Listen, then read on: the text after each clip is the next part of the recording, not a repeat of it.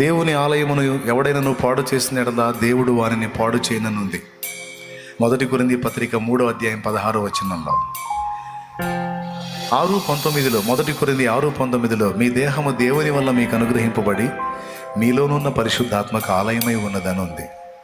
మన దేహం దేవాలయం, పరిశుద్ధాత్మకు నిలయం.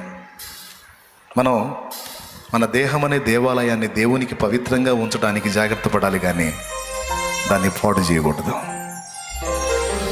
దేవాలయం లాంటి మన దేహాన్ని అపవిత్రతకి, పాపానికి, నీచత్వానికి అప్పగిస్తే ఆ దేహం పాడయ్యే అవకాశం ఉంది అని దేవుడు మాట్లాడుతున్నాడు.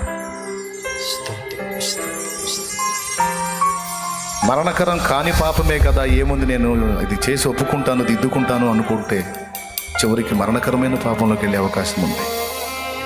మొక్కలోనే తుంచేద్దాం. ఉపవాసంతో దేవుని